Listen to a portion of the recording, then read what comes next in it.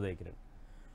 ఇక్కడ తెలంగాణ రాష్ట్రంలో గవర్నమెంట్ ఆసుపత్రులలో ప్రసవాలు కాక ప్రైవేట్ ఆసుపత్రులకు రాకుండా ప్రభుత్వ ఆసుపత్రికి ఎట్లా వస్తారనే నెపంతో డాక్టర్ చేసినటువంటి ఒక ఘోరం ఏంటి అంటే అక్కడ ప్రసవం చేయకుండా ఆమెను అలాగే వదిలేసి ప్రైవేట్ ఆసుపత్రికి నువ్వు ఎందుకు రాలేవు అని చెప్పి కూడా ప్రశ్నించినట్టుగా ఒక సమాచారం ఉన్నది. అది క్లియర్గా నిన్న నేనే మాట్లాడి వాళ్ళకు గాంధీ భవన్లో నా సోదరునితో మాట్లాడించి నా మిత్రుడు జర్నలిస్ట్తో మాట్లాడించి అక్కడ పోస్ట్మార్టం చేయించడం జరిగింది. అయితే ఏ విధంగా చూడొచ్చు ఈ అన్నిటిని అంటే ప్రభుత్వ ఆసుపత్రుల్లో గవర్నమెంట్ డాక్టర్గా చలామణి అవుతూ ఒకవైపు ప్రైవేట్ ఆసుపత్రులను చలామణి చేస్తూ ఉన్నారు. అక్కడ ప్రైవేట్ ఆసుపత్రులలో పూర్తి స్థాయిలో ఇక్కడ మరొక వార్తలు ఇక్కడ మరో ప్రధాన అంశాలను కూడా న్యూస్ లైన్ తెలంగాణ తీసుకొని వచ్చింది. ఒకసారి చూసే ప్రయత్నం చేద్దాం అసలు ఏ వార్తలు ఉన్నాయి. ముఖ్యంగా ప్రైవేట్ ఆసుపత్రులు ఉన్నటువంటి డాక్టర్లను ఇమీడియట్గా ప్రభుత్వ డాక్టర్లుగా హోదా నుంచి తీసేసి సస్పెండ్ చేసేసి వాళ్ళకు విధుల నుంచి వెళ్ళగొట్టే ప్రయత్నం చేయాలి. ఎందుకంటే దాదాపు అక్కడ నల్లమల్ల ప్రాంతానికి సంబంధించినటువంటి బిడ్డలు పోతే మహబూబ్ నగర్ పోవాలి, లేకపోతే హైదరాబాద్ రావాలి. కాకపోతే హైదరాబాద్ కొంచెం దగ్గరగా ఉన్న మహబూబ్ నగర్ హైదరాబాద్ ఒకంతా వచ్చినా కూడా అది 20-30 కిలోమీటర్ల డిస్టెన్స్ ఉండడంతో పూర్తి స్థాయిలో అక్కడ ఉన్నటువంటి నిరుపేద బిడ్డలు అక్కడ మహబూబ్ నగర్కే ఎంచుకుంటారు. కానీ ఇక్కడ హైదరాబాద్కు వచ్చేంత ప్రయాణం ఉండదు, వాళ్ళ దగ్గర కార్లు ఉండవు. సో అక్కడ ఇప్పటికే గతంలో ఒక మహిళ ఒక సోదరిమణి ప్రసవం చేస్తూ మరణించినటువంటి ఘటన కలిసివేసింది. నిన్న ఒక ఘటన అంటే ఇప్పుడు ఆమెకు పుట్టినటువంటి కల్పన అనే ఆమెకు పుట్టినటువంటి వ్యక్తి ఆ బాబు కావచ్చు పాప కావచ్చు ఆమె తల్లిని చూడలేనటువంటి పరిస్థితిలో ఉన్నది. ఆమె తల్లి మరణించింది. ఏమని చెప్పాలి ఇప్పుడు? ఆ బిడ్డకు తల్లి ఎలా చనిపోయిందని చెప్పాలి? తెలంగాణ ప్రభుత్వమా? డాక్టర్ వంశీకృష్ణ గారు మీ ఎమ్మెల్యే అచ్చంపేట మీ నియోజకవర్గమే కదా, ఆ డాక్టర్ ఎవరో అనేది ఇప్పుడే కాదు గతంలో కూడా చాలా జరిగినాయంట అలాంటి విషయాలు.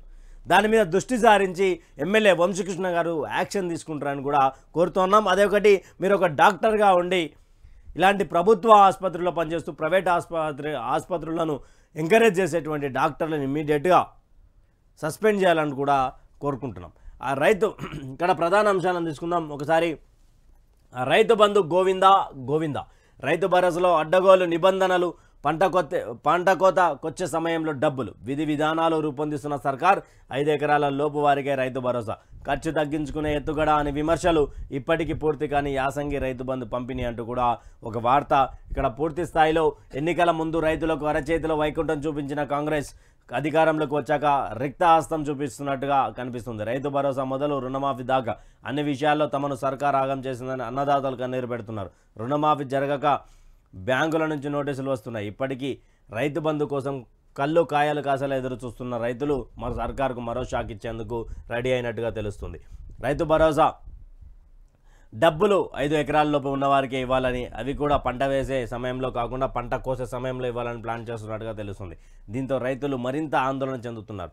రైతు బంధు విషయంలో రాష్ట్ర సర్కార్ సంచలన నిర్ణయం తీసుకోబోతున్నట్టుగా తెలుస్తుంది. ఇప్పటికే 5 ఎకరాల లోపు ఉన్నవారికే రైతు బంధు వేస్తామని స్వయంగా ముఖ్యమంత్రి రేవంత్ రెడ్డి ప్రకటించారు. అందులోనూ కేవలం పంటలు సాగు చేస్తున్న భూములకే ఇస్తామని చెప్పారు. ఇప్పుడు మరో కీలక నిర్ణయం దిశగా సర్కార్ అడుగులు వేస్తున్నట్టుగా ప్రచారం జరుగుతుంది. రైతులు పంటలు సాగు చేసే సమయంలో పెట్టుబడి కోసం ఇబ్బందులు రాకుండా ఉండాలన్న ఉద్దేశంతో గత బీఆర్ఎస్ ప్రభుత్వం రైతు బంధు పథకాన్ని ప్రారంభించింది. వానాకాలం యాసంగి సాగు పన్నులు మొదలయ్యే సమయానికి రైతు బంధు డబ్బులు వారి అకౌంట్లో జమ చేస్తుంది. కానీ రైతులకు ఎకరానికి ఏడాదికి 15,000 రూపాయలు రైతు భరోసా పేరుతో ఇస్తామన్న ఎన్నికల ముందు కాంగ్రెస్ హామీ ఇచ్చింది. అధికారంలోకి వచ్చాక గత ప్రభుత్వాన్ని ఇచ్చినట్టుగా రూపాయలు 10,000 మాత్రమే ఇస్తుంది.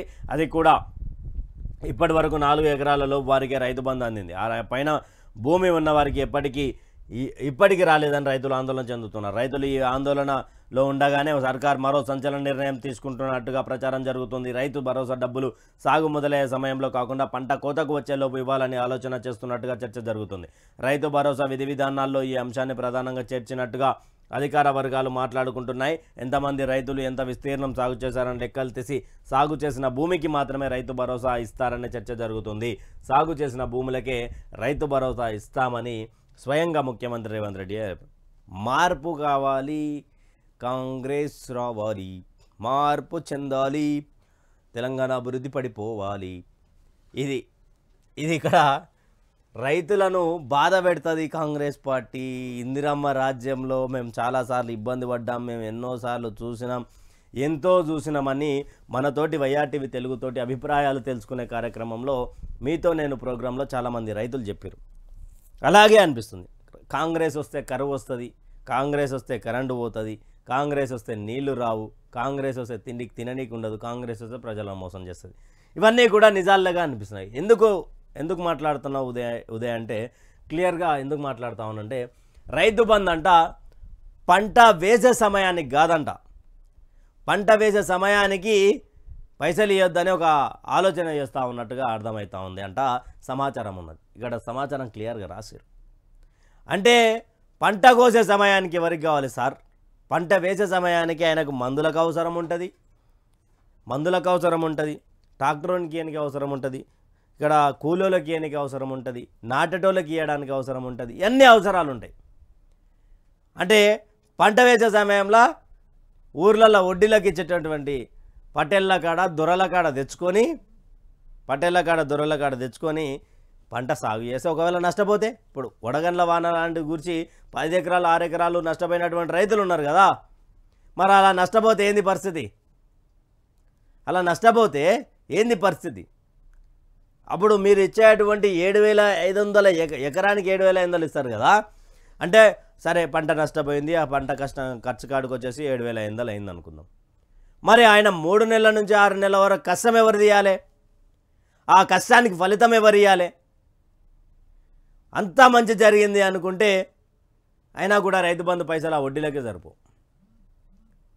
మీరు అందరికంటే ముందు ఇచ్చి మీరు అరచేతిల ఆకాశం అంతా ఓయమ్మ ఇది అది మేము వస్తే తీస్మార్కాన్లం తురుముకాన్లం మేము రైతులను పట్టించుకునే ఇందిరమ్మ రాజ్యం తీసుకొస్తాం. ఒక పాటలు ఉంటుంది, 3 రంగుల జెండా పాటలా ఒకటే. ఆనాటి రోజులు మళ్ళీ తీసుకొస్తాడు రేవంత్ అన్న అని ఉంటుంది. ఆనాటి రోజులు అంటే ఇవి కరువు ప్రాంతానికి సంబంధించినటువంటి రోజులు తీసుకొస్తారు, పాలమూరు నుండి వలసలు వచ్చేటువంటి రోజులు తీసుకొస్తారా, లేకపోతే ఈ నల్లగొండకు సంబంధించినటువంటి మరోసారి రైతాంగ ఉద్యమం జరిగేటట్టు ఆ రోజులను తీసుకొస్తారా, ఖమ్మంకు సంబంధించినటువంటి వలసవాదులను తీసుకొస్తారా, అదే పాలమూరుకు సంబంధించి బొంబాయి పోయేటట్టు తీసుకుపోతారా, లేకపోతే పాలమూరుకు సంబంధించినటువంటి బిడ్డలకు నీళ్లు లేక కరువు కాటకంలో తీసుకుపోయే రోజులు తీసుకొస్తారా అని వైఆర్టీవీ తెలుగుతో అడుగుతూ ఉన్నది. ఆనాటి రోజులు తీసుకొస్తా ఉన్నా. ఆనాటి రోజులు మీరు 110 రోజులలో కనిపిస్తూ ఉన్నది. కరెంటు లేక ప్రజలు ఇబ్బంది పడుతూ ఉన్నారు. వాగులలో బోర్లు మళ్ళా దించుతూ ఉన్నారు. అక్కడ నీళ్లు లేవు, తాగడానికి కూడా నీళ్లు లేనటువంటి పరిస్థితి వస్తుందేమో అనే ఆలోచనలో రైతులు పడ్డారు. ఇక్కడ అన్నింటికి సరే రైతు బంధు వచ్చి 110 రోజులు అయింది, మాకు రైతు బంధు వద్దు, మా రైతు బంధు వద్దు, మా గవర్నమెంట్ వచ్చింది అనే ఫీలింగ్లా చాలామంది మన కాలర్స్ మాట్లాడారు. కొంతమంది మనకు ఫోన్ చేసి మాకు రైతు బంధు ఎందుకన్నా, రైతు బంధు లేకపోతే అంతకుముందు మేము వ్యవసాయం చేయలేదా అని మాట్లాడారు. రైతు బంధు అడిగే వాళ్ళందరూ బీఆర్ఎస్ పార్టీలు బీజేపీ పార్టీలు అని చెప్పారు.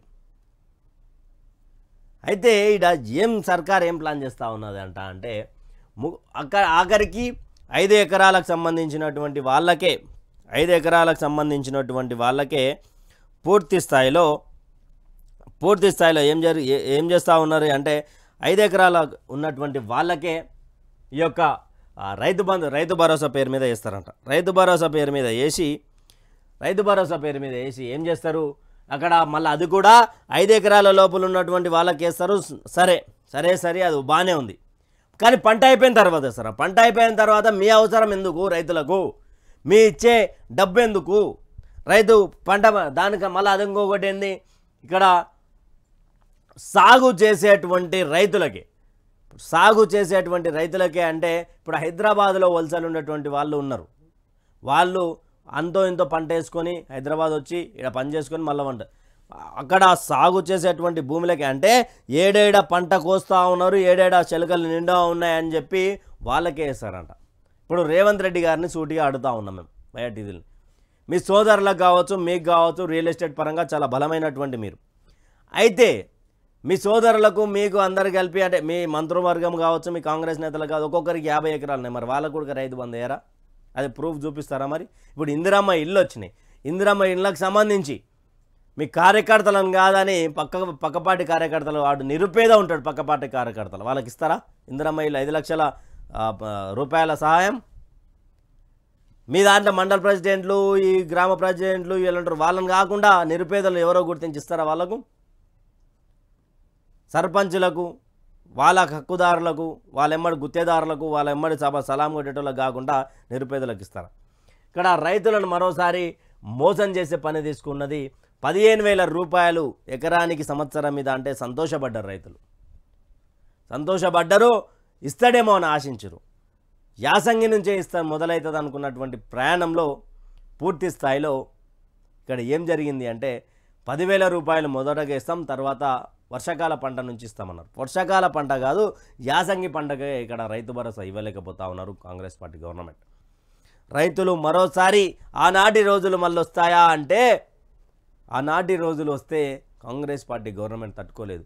నల్గొండ రైతాంగ ఉద్యమం వస్తే కాంగ్రెస్ పార్టీ తట్టుకోలేదు. ఇక్కడ పాలమూరు బిడ్డల ఆకలి కేకలు ఆ రోజు అంటే ఆ రోజులలో తెలియనటువంటి వాళ్ళు వలసలు పోయారు. ఈరోజు చైతన్యం కలవటువంటి జిల్లా పాలమూరు జిల్లా. వాళ్ళు తలుచుకుంటే మిమ్మల్ని 14లో 12 గెలిపించారు. 12 మొత్తానికి 14 లేకుండా 10 సంవత్సరాలు ఉన్నారు కదా, అట్లే చేస్తారు. మళ్ళీ రేవంత్ సర్కార్ రుణమాఫీ చేయలే, బ్యాంకు వాళ్ళు పైసలు కట్టమంటుర్రు, అప్పు కట్టాలని రైతులకు బ్యాంకు నోటీసులు, రూపాయలు 2 లక్షల రుణమాఫీకి సీఎం రేవంత్ రెడ్డి అధికారంలోకి రాగానే డిసెంబర్ 9న చేస్తామనే ప్రకటన. 3 నెలలు దాటిన అతిగతి లేని రుణమాఫీ, అసలుకు వడ్డీ కలిసి తడిచి మోపాడు. రైతు రుణమాఫీ విషయంలో రేవంత్ రెడ్డి సర్కారు చేస్తున్న ఆలస్యం రైతులకు ప్రాణ సంకటంగా పరువు సమస్యగా మారుతుంది. బ్యాంకులో తీసుకున్న పంట రుణం డబ్బులు చెల్లించాలంటూ నిర్మల్ జిల్లా లక్ష్మణ చందకు చెందిన నాగభూషణ్ అనే రైతుకు తెలంగాణ గ్రామీణ బ్యాంక్ అధికారులు ఈ నెల 4వ తేదీన నోటీసులు ఇచ్చారు. బ్యాంకులో 1,60,000 లోన్ తీసుకోగా అది వడ్డీతో కలిపి ప్రస్తుతం 2,32,000కు చేరింది. ఈ మొత్తాన్ని 15 రోజులు చెల్లించకుంటే చట్టపరమైన చర్యలు తీసుకుంటామని నోటీసులు హెచ్చరించారు. బ్యాంక్ అధికారులు ఇచ్చిన గడువు దగ్గర పడుతుండడంతో ఆ రైతు ఆందోళన వ్యక్తం చేస్తున్నాడు. గత బీఆర్ఎస్ ప్రభుత్వం 1,00,000 రూపాయల లోపు రుణమాఫీ చేసింది. ఇదే సమయంలో ఆనాడు విపక్షంలో ఉన్న రేవంత్ రెడ్డి తాము రూపాయలు 2 లక్షల దాకా రుణమాఫీ చేస్తామని ప్రకటించారు. రైతులు ఎవరైనా రుణం కట్టేసి ఉంటే మళ్ళీ వెంటనే వెళ్ళి అప్పు తెచ్చుకోవాలని డిసెంబర్ 9న తాము అధికారంలోకి రాగానే చెల్లిస్తామని చెప్పారు. అదే ఆశతో చాలామంది రైతులు అప్పు కట్టకుండా ఆగిపోయారు. ఇదే ఇప్పుడు వారికి సమస్యగా మారింది. రాష్ట్రంలో రేవంత్ రెడ్డి సర్కారు వచ్చి 3 నెలలు దాటిపోయింది. అయినా ఇప్పటికీ వరకు రైతు రుణమాఫీ ఒక అడుగు కూడా అంటే ఇక్కడ ఎన్ని రోజులైంది, ఇక్కడ ఎంత తీసుకోవాలన్నారు అంటే ఒక రైతు వచ్చేసి 60,000 రూపాయలు తీసుకుంటే అది ఎంత అయింది ఇప్పుడు లాస్ట్కి 2,32,000 అయింది. 32,000 అయింది. ఇది అరే ఆయన రైతు కట్టుకుంటుండేనేమో, ఆ రైతు ఏమన్నా అప్పు తెచ్చుకొని 60,000 రూపాయలని క్లియర్ చేస్తుండేనేమో. కానీ రేవంత్ రెడ్డి ఏం చెప్పిండంటే ముఖ్యమంత్రి గారు ఏం చెప్పారంటే మీరు కట్టేది ఉంటే ఏమైనా కట్టకండి, మేము రాగానే 2 లక్షల రుణమాఫీ చేస్తామన్నారు. అంటే మొదటి దెబ్బ రైతులను మోసం చేసినటువంటి దెబ్బ డిసెంబర్ 9 అంటే ప్రజలారా డిసెంబర్ 9 ఉన్నదా, ఈ డిసెంబర్ 9 2023 కాదు. వీళ్ళు చెప్పింది కరెక్టే, 2023 కాదు వీళ్ళు చెప్పేది. వీళ్ళు మనకు చెప్పింది డిసెంబర్ 9 2023 కానీ వీళ్ళు చేసేది ఎప్పుడు తెలుసా? మ్యాక్సిమం చేస్తారా చేయరా తర్వాత పెడితే డిసెంబర్ 9 2028 అప్పుడు ఎన్నికలు వస్తాయి. ఆ ఎన్నికల సమయానికి మేము 2 లక్షల రుణమాఫీ మాట మీద నిలబడ్డాం, బరాబర్ చేస్తాం, ఇగో రుణమాఫీ. అప్పటి వరకు ఈ రైతులు ఏమైపోవాలి సార్? ఈ రైతులు 60,000 తీసుకున్నటువంటి రైతుకి 2,30,000 అయింది. 2,30,000 అయింది. 2,30,000 అయితే ఇప్పుడు మీరు 2 లక్షల రుణమాఫీ చేసిన 32,000కు చేరింది. అంటే ఇక్కడ 60,000 తీసుకున్నా 60,000కి ఇంకో ఎంత 28,000 ఎక్కువైంది. మరి ఆయనే కట్టుకుంటుండే కదా. మీరు కట్టకండి మేము చేస్తామని ఇక నోటీసు 15 రోజుల సమయము. ఇక్కడ ఇంటి పక్కనతో పంచాయతీ, అక్కడ వేరోడు ఏమనుకుంటాడో అని బాధ, వచ్చిన పంట వండిస్తే వస్తలేనన్న బాధ. ఇవన్నీ రైతు ఆత్మహత్య చేసుకోవడానికి గల కారణాలు ఇవే. ఈ బ్యాంకులకైనా కొంచెం ఉండాలి. ఒక రైతును ఇంత నోటీసులు ఇచ్చి భయపెడతా ఉన్నారు కదా, 1,000 కోట్లు 1,00,000 కోట్లు అన్నీ తీసుకొని వేరే దేశాలకు వెళ్ళిపోతున్నటువంటి వాళ్ళ మీద ఎలాంటి చర్యలు ఉండవు. ఏ ప్రభుత్వం ఉన్నా సరే ఎలాంటి చర్యలు ఉండవు. కానీ ఒక రైతు 60,000 తీసుకుంటే 2,32,000 చేరితే నోటీసులు పంపిస్తూ ఉన్నారు. 2,32,000 చేరంగానే నోటీసు పంపించారు. మరి 1,00,000 కోట్లు తీసుకున్నటువంటి దొంగలను ఎందుకు పట్టుకుంటలేరు? వాళ్ళ మీద ఎందుకు ఇలాంటి నోటీసులు ఇవ్వట్లేదు? వాళ్ళ నుంచి రికవరీ చేసేంత దమ్ము బ్యాంకులకు ఉన్నదా? బ్యాంక్ అధికారులకు రైతులు తప్ప మరొకరు ఎవరు కనిపించరే? లోన్లు తీసుకొని పంగనామాలు పెట్టి వెళ్ళిపోతూ ఉన్నారు. వాళ్ళ పరిస్థితి ఏంది? మరి వేల లక్షల కోట్లు మింగిన గురించి ఎవడు మాట్లాడాడు? 60,000 తన ఇంట్లోకి తెచ్చుకున్నాడా? ఆ పంట పండితే నువ్వు తినలేవా? ఒక రైతు పండించినటువంటి బియ్యం ఈ బ్యాంక్ అధికారులు తినలేదా? ఈ ముఖ్యమంత్రి గారు తినలేదా? ఏ రాజకీయ నాయకులు తింటలేరా? నేను తింటలేనా? మా అన్న తింటలేడా?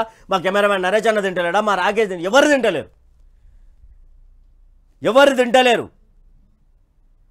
కానీ ఇక్కడ వేల కోట్లు మింగినోని కాడికి ఏమో నోటీసులు పోవు. వాడేమో మంచి స్వచ్ఛందంగా వాడు ఫ్లైట్లు వేసుకుంటాడు, బండ్ల మీద తిరుగుతాడు, ఐపీఎల్ క్రికెట్లు ఆడతాడు, అన్నిటికీ అన్నీ ఆడతాడు. విజయ్ మాల్యా కేసు ఎంతవరకు వచ్చిందండి? నీరవ్ మోడీ కేసు ఎంతవరకు వచ్చిందండి? 1,00,000 కోట్ల బ్యాంకుల మా రుణాలు మేము బ్యాంకులలో దాపెట్టుకుంటే అవి వడ్డీల కింద వాళ్ళకిచ్చుకొని మీరు బాగుపడుకుంటా రైతులకు ఇంతగానమా నోటీసులు ఇస్తూ ఉన్నారా? అంటే ఇప్పుడు బ్యాంకులను తప్పుపట్టాలా? రాష్ట్ర ప్రభుత్వం తప్పుపట్టాలా? రాష్ట్ర ప్రభుత్వం కనీసం రైతు రుణమాఫీపై మాట్లాడేటువంటి దుస్థితి ఉంది. రైతు రుణమాఫీ దుస్థితికి ఇంతవరకు దిగజారడానికి కారణం ఈ రైతు ఇంతవరకు 2,32,000 వరకు రావడానికి కారణం కాంగ్రెస్ పార్టీ గవర్నమెంట్. గతంలో మీరు ఏం కట్టకండి, ప్రతిపక్షంలో ఉన్నప్పుడేమో గాళ్ళ మేడలు కట్టిరు, గాళ్ళ దీపం పెట్టి మొక్కురి అంటే మేము తెలంగాణ సమాజం ఒకసారి నమ్మడం మొదలు పెడితే వాడిని నమ్మి వాని వెనుక వాడు మన గొర్రెల గుంపు లాంటిది. ఒక గొర్రె ముందర పోతుందంటే ఆ గొర్రె వెనుక ఇంకో గొర్రె ఉంటుంది. అలాంటిది మీరు ఒక రైతుని ఇలా క్షోభ పెట్టడం, ఇలా ఒక రైతు కాదు, తెలంగాణ సమాజంలో తెలంగాణ రాష్ట్రంలో పూర్తి స్థాయిలో చాలామందికి నోటీసులు అన్నాయి. రైతు రుణమాఫీ ఎప్పుడు సార్ అని అడిగినటువంటి వాళ్ళు చాలామంది ఉన్నారు. నన్నే అడిగారు కాల్ చేసి. అది కూడా నేను పక్కకు పోయి మాట్లాడినటువంటి కాల్స్ కాదు, లైవ్లోనే మాట్లాడినా.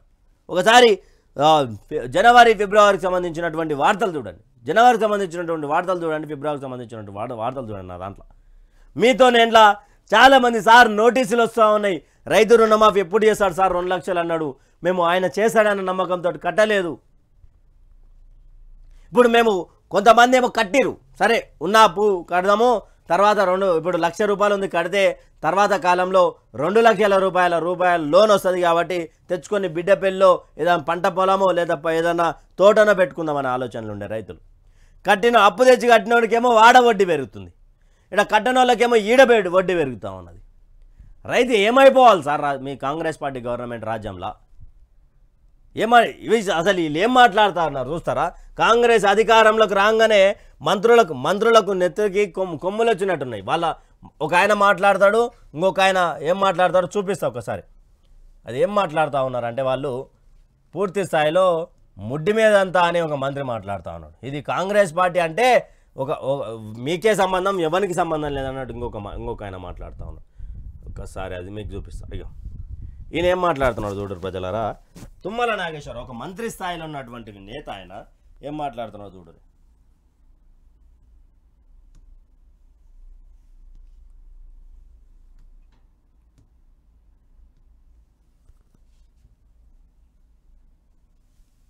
కాంగ్రెస్ పార్టీ అంటేనే అది ముస్లిం సోదరుల యొక్క పార్టీ, ముస్లింల యొక్క పార్టీ. అది ఆ పార్టీ మీ సొంతం, మీ యొక్క హస్తం లేకుండా కాంగ్రెస్ పార్టీ ఎప్పుడు కూడా అధికారంలోకి రాలే. ఇప్పుడు మళ్ళీ వస్తుంది అంటే అది ముస్లిం సోదరీమణుల యొక్క త్యాగం అని చెప్పి మీకు ఈ సందర్భంగా మనం చెప్తున్నాం. ముస్లింలు ఎక్కడుంటే అక్కడ అన్ని నియోజకవర్గాల్లో ఈనాడు కాంగ్రెస్ పార్టీ గెలవబోతా ఉంది. అంటే మీ యొక్క అల్లా దయ, అల్లా కృప ఈయనది అయిపోయింది కదా, ఈయనది వస్తుంది చూడరి. నమస్తే. ఓకే తిరుపతి కూడా సార్, అమ్మాయి కూడా తిరుపతి కూడా సార్. నేను చెప్పండి. మీ అమ్మాయి కూడా వస్తున్నారు కదా? అవును. అది స్కూల్లా అది బయట గవర్నమెంట్ ల్యాండ్స్ బొచ్చాడు ఉన్నాయి స్కూల్లో అది ఎందుకు ఇచ్చారు పర్మిషన్? బుద్ధి లేదా? వేదనా కొడుకులకు ఇంతకుముందు ఇచ్చినప్పుడు ఎందుకు ఇచ్చారు? నేను తీసుకున్నా పర్మిషన్ అది. సార్ పరవాడా నన్ను ఆపుతా అంటాడు, మంచిగా రిక్వెస్ట్ చేస్తే ఆగుతా. అడ్డుకుంటా అంటే ముట్టి వాడకూడదు నా కొడుకులో ఉన్నా. రిక్వెస్ట్ నేను సమాజ్ చెబుతున్నా ఓ చిన్న కొడుకులో నేను తీసుకున్నా నా పర్మిషన్ సబ్స్టేషన్ కు. నా సొంతంగా గవర్నమెంట్ వాళ్ళు 4 పిల్లలు లేరు, మీ ఊరోళ్ళు అంటారా ఎవరు ఇచ్చిన పర్మిషన్ ఇచ్చారు. ఎవరైనా అడ్డుకుని ఎత్తారా? ముట్టి పక్క నేను కూడా రాలవడతా చేయకూరి. ఇది ప్రజలారా, ప్రతిపక్షంలో ఉన్నప్పుడేమో ప్రజలే మా ధ్యేయం, ప్రజలే మా సర్వస్వం, ప్రజల కోసమే పోరాడతాం అని చెప్పినటువంటి నేతలు వీళ్ళు. ఆయన ఏమంటా ఉన్నాడు? తుమ్మల నాగేశ్వరరావు గారు, ఆయన గురించి మాట్లాడదాం ఫస్ట్. మొదటగా ఆయన ఏమంటా ఉన్నాడు? ఇది ముస్లింల పార్టీ, కాంగ్రెస్ అంటేనే హస్తం లేని, ముస్లిం లేనిది హస్తం లేదు అని అన్నాడు. సరే సార్, మేము ఒప్పుకుంటాం, అంతా మీదే, అంతా మనదే, ఓకే. మరి దీనిలో కూడా ముస్లిం రైతులు ఉంటారు కదా, మరి ముస్లిం రైతుల కోసం కాంగ్రెస్ పార్టీ ఏం చేస్తూ ఉంది? వాళ్ళకేమన్నా సరే ముస్లింల పార్టీ అని మీరు ఒప్పుకున్నారు కదా, మీరు ఒప్పుకున్నటువంటి తరుణంలో రైతు రుణమాఫీ ముస్లింలకు ఏమైనా చేసిరా? ముస్లింలకు సోదరులకు చేయాలి కదా. మీరు హస్తం అంటేనే ముస్లిం అని చెప్పారు, సరే బాగుంది, అంతా బాగుంది, అందరు మంచిగా ఉండాలి. మరి రైతులకు ఇబ్బంది ఎందుకు పెడతా ఉన్నారు? అంటే ఈయన ఒక హిందూ రైతు కాబట్టి ఈయన ఇబ్బంది పెడతా ఉందా కాంగ్రెస్ పార్టీ? ఇప్పుడు ఈయన పేరేం పేరు ఉంది? నాగభూషణ్ అనే వ్యక్తి హిందూ రైతు కాబట్టి ఇబ్బంది పెట్టే ప్రయత్నం చేస్తూ ఉందా అక్కడ ఉన్నటువంటి వాళ్ళు కాకపోతే అధికారులు కావచ్చు? మరి ముస్లింలకు ఏమైనా ఎక్కువ శాతం ప్రయారిటీ ఇచ్చి వాళ్ళకి ఏమైనా రైతు రుణమాఫీ చేసిర్రా? ఎవరికి చేయలే. ఎందుకు మరి ఒక వర్గానికి సంబంధించినటువంటి నేతలుగా ఒక వర్గానికి సంబంధించి మేము ఒక వర్గానికి సంబంధించినటువంటి వాళ్ళమని బహిరంగంగా చెప్తా ఉన్నారు? ఎవరికి చేయలే ప్రజలారా. కాకపోతే ఎవరైనా బ్యాంక్ అధికారులు మీ ఇంటి దగ్గరికి వస్తే రుణమాఫీ చేస్తా అన్నారు కదా, చేయమనంటే వాళ్ళని అడగానే ఫస్ట్ వాళ్ళు ఏం చెప్తారో సమాధానం చెప్పండి. హైదరాబాద్కు వాటర్ వార్నింగ్, నల్ల నీళ్లు తాగడానికే వాడాలి, ఇతర అవసరాలకు వాడితే కఠిన చర్యలు, భారీగా ఫైన్లు, నల్ల కనెక్షన్ కట్ చేస్తాం, మహానగర ప్రజలకు వాటర్ బోర్డు హెచ్చరిక. దీనికంటే ముందు పూర్తి స్థాయిలో తెలంగాణ రాష్ట్రంలో హైదరాబాద్ గుండెకాయ, భారతదేశానికే గుండెకాయ లాంటిది, ఆర్థికంగా కావచ్చు, మిగతా వాటిలో ప్రతి దాంట్లో కావచ్చు. కానీ ఇక్కడ హైదరాబాద్కే వాటర్ వార్నింగ్ అంటే ఎంతమంది ఇబ్బంది పడే అవకాశం ఉంటుంది? నల్ల కనెక్షన్ కట్ చేస్తాం, భారీగా ఫైన్లు వేస్తాం. ఏ రోజన్నా 9.5 సంవత్సరాల కాలంలో కేసీఆర్ ముఖ్యమంత్రి ఉన్నప్పుడు ఎప్పుడైనా ఇలాంటి పేపర్ కట్లు చూసిరా? నల్ల కట్ చేస్తాం, ఫైన్లు వేస్తాం, నీళ్లు రావు, ఇవన్నీ ఏమైనా చూసిరా? మార్పు కావాలి, కాంగ్రెస్ రావాలి, నీళ్లు బంద్ కావాలి, ఫైన్లు కట్టాలి, ఆత్మహత్యలు చేసుకోవాలి, పంట నష్టం పోవాలి. ఇదే కాంగ్రెస్ పార్టీ చేస్తున్నటువంటి మార్పు. ఎవడైనా నాకు ఫోన్లు చేసి అభివృద్ధి 115 రోజులు 110 రోజులు అయింది, ఎందుకు మొత్తుకుంటున్నావు? వాడు ఒక మాట మాట్లాడి నాతోటి, కుక్కలేక ఎందుకు మొత్తుకుంటున్నావు అంటే, నేను కుక్కనే రా భయ్, తెలంగాణ సమాజం కోసం మాట్లాడి కుక్కనైతా ఎలకనైతా, నువ్వేమనివి? రాజకీయ నాయకులు మోచేతి నీళ్లు దాగేటోళ్ళు మీరు, రాజకీయ నాయకులు మీరు. అన్నా నేను అదే అన్ననే సంబోధించిన ఆయనతోటి, అన్నా మస్తు మాట్లాడుతూ ఉన్నావు, నీకు ఫస్ట్ రైతు బంధు వచ్చిందా అని అడిగిన. రాలేదన్నా అన్నాడు. నీకు అవసరం లేదా అన్న? నాకు అవసరం. మరి పీకనిగా తీసుకున్నా అవరా భయ్, కేసీఆర్ ఇచ్చినప్పుడు రైతు బంధు అందరికి ఇచ్చి నాకు ఇచ్చాను, మరి అందరికి ఇచ్చినప్పుడు నీకు ఇవ్వాలి కదా. ఈరోజు నాకు ఎందుకు వద్దంటున్నావు అంటే, రాష్ట్రం అప్పులు ఉంటే నువ్వు ఒక్కరిని పడుతున్నావు. 6,71,000 కోట్లు. ఇక్కడ నీళ్ళ వార్నింగ్ అంట, మరి హైదరాబాద్లో ఉన్న వాళ్ళకి నీళ్ళు. నువ్వు ఇంటికాడ బోర్ వేసుకొని, నీ ఇంటికాడ నల్లలు పెట్టుకొని, ఫిల్టర్లు పెట్టుకొని నీళ్లు తాగుడు కాదు. ఫోన్లు చేసే ముందు, మాట్లాడే ముందు జాగ్రత్తగా ఉండాలి. నాకు రైతు బంధు ఏం అవసరం లేదు, నీకు రైతు బంధు అవసరం లేకపోతే మాకు అవసరం ఉంటుంది భయ్. నువ్వు బలిసినోని ఉండొచ్చు. ఇప్పుడు ఈడ నీళ్లు కనెక్షన్ లేవు, వాటర్ కనెక్షన్లు కట్ చేస్తామని ఫైన్లు వేస్తామంటారు. ఇక్కడ ఎప్పుడైనా 9.5 సంవత్సరాలలో చూసిరా మీరు? 9.5 సంవత్సరాలలో చెప్పడం చూసిరా? నల్ల కనెక్షన్ది కట్ చేస్తాము, నీళ్లు రావని. కొన్ని ఏరియాలలో అప్పటి ఉన్నటువంటి పరిస్థితులలో నీళ్ళు వస్తుండే, కాకపోతే 2 రోజులకు ఒకసారి వస్తుండే. హైదరాబాద్ మొత్తంలో 2 రోజులకు ఒకసారి ఒక సంపు నిండే అంత, తాగుడు బిందెలు నిండి డ్రమ్ములలో పట్టుకునేంత నీళ్ళు వస్తుండే. ఇప్పుడు వాటర్ వార్నింగ్ ఎందుకు వచ్చింది? మాకేం అవసరం లేదు, వచ్చి 110 రోజులు అయింది, ఎందుకు మొత్తుకుంటున్నావు? ఎందుకు మొత్తుకోవద్దు భయ్, ఎందుకు మొత్తుకోవద్దు అంటే అడిగితే మొత్తుకున్నట. ఇంకా 5 సంవత్సరాలు అయింది అట్లా మొత్తుకుంటామని అడుగుతాడు. మీరు లీడర్లు ఇచ్చినటువంటి బీర్ సీసాలకు బిర్యానీ పొట్లాలకు అమ్ముడు పోయి ఫోన్లు చేసి మాట్లాడతారా? ఢిల్లీ లిక్కర్ పాలసీ కేసులో సంచలన విషయాలు బయటికి వస్తున్నాయి అంటూ కూడా ఒక వార్తను తీసుకొచ్చింది. ఎలక్ట్రల్ బాండ్లకు బెయిల్ అంటూ కూడా ప్రధాన అంశం. లిక్కర్ కేసులో సంచలన నిజాలు. శరత్ చంద్రారెడ్డి బీజేపీ పావుగా వాడిందా? ఎవరికి డబ్బులు ఇవ్వలేదని మొదట చెప్పిన శరత్ కొద్ది రోజులుగా మాట మార్చి అప్రూవర్ అప్లికేషన్ నడుము నొప్పి ఉందని బెయిల్, అభ్యంతరం చెప్పని ఈడీ. అరబిందో ఫార్మా నుంచి బీజేపీకి ఎలక్ట్రల్ బాండ్లు రూపాయలు 50 కోట్లకు పైగా అందాయంటున్న ఆమ్ ఆద్మీ పార్టీ. అరెస్టుకు ముందు నుంచి బెయిల్ తర్వాతి దాకా బాండ్ల కొనుగోలు. అరబిందో బాండ్లను నగదు మార్చుకున్న బీజేపీ చీఫ్ నడ్డా అరెస్ట్ చేయాలని ఆమ్ ఆద్మీ పార్టీ అంటూ కూడా బీజేపీ చీఫ్ నడ్డాని అరెస్ట్ చేయాలంటూ కూడా ప్రధాన వార్తను తీసుకొని వచ్చింది. ఇంకా ఢిల్లీ లిక్కర్ పాలసీ కేసులో సంచలన విషయాలు బయటకు వస్తున్నాయంటూ కూడా ఇది పూర్తిగా బీజేపీ వండి వారిస్తున్న వ్యవహారం అని ప్రతిపక్ష పార్టీలు ఆరోపిస్తున్నాయి. దీనికి బలాన్ని చేకూర్చేలా ఎలక్ట్రల్ బాండ్స్ వివరాలు బయటకు వచ్చాయి. ఈ కేసులో అరబిందో ఫార్మా ఎండీ శరత్ చంద్రారెడ్డి కీలకమైన వ్యక్తి అని మొదట ఈడీ ప్రకటించింది. కానీ ఈ తర్వాత వ్యవహారం మొత్తం మారిపోయింది. ఢిల్లీ సీఎం కేజ్రీవాల్ కీలక వ్యక్తి అని ఇటీవల ఈడీ వెల్లడించింది.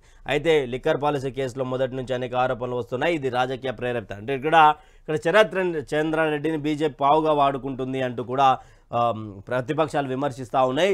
ఎందుకు అంటే గతంలో నేను ఎవరికి డబ్బు ఇవ్వలేదని చెప్పినటువంటి శరత్ చంద్రారెడ్డి ఇప్పుడు అప్రూవర్గా మారి ఆయన లెటర్ ఇవ్వడంపై కూడా కొన్ని క్వశ్చన్ మార్క్గా మారినటువంటి సందర్భాలు చూడాలి. ఎంతవరకు వస్తుంది ఈడీ కేసు, ఎంతవరకు సాగుతుందని. తర్వాత ఇక్కడ బీజేపీ చీఫ్ నడ్డాను కూడా అరెస్ట్ చేయాలి.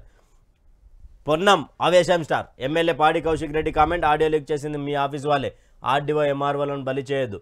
రాష్ట్ర మంత్రి పొన్నం ప్రభాకర్ ఆవేశం స్టార్ అనే పేరు పెడదామనుకుంటున్నామని హుజురాబాద్ బీఆర్ఎస్ ఎమ్మెల్యే పాడి కౌశిక్ రెడ్డి పేర్కొన్నారు.